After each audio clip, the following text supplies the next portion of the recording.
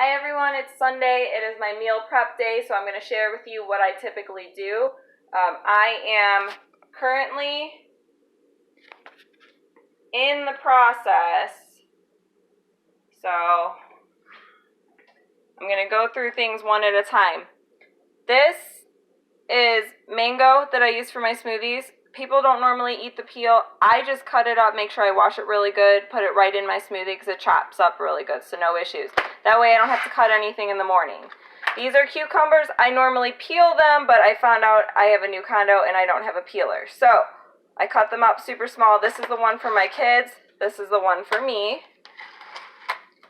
I make individual wrapped raisins, make sure they're not coated in sugar and they're just grapes.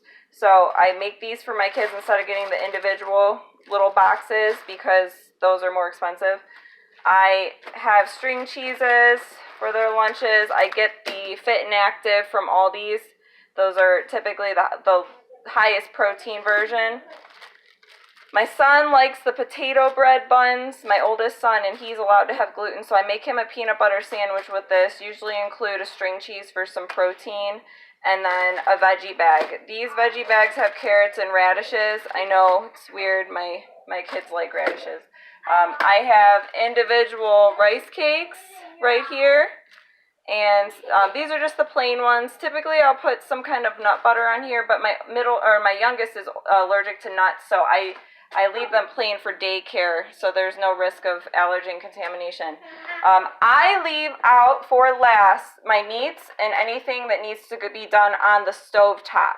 So my ground turkey needs to be cooked in a skillet, so I leave that for last. My eggs, I'm going to boil them for hard-boiled eggs, and then my pasta. So everything else you see here is stuff that I can do before I even start cooking on the top. So I have my sweet potatoes here. I found that if I put them in a deep dish, I don't know if you can see this, if I put them in a deep dish with water, and then I put tin foil over it after washing them really well, and I put them in the oven at 350 for about, 35-40 minutes, they turn out the best because they almost steam, so it's perfect. You can also do them in the crock pot, which is fantastic.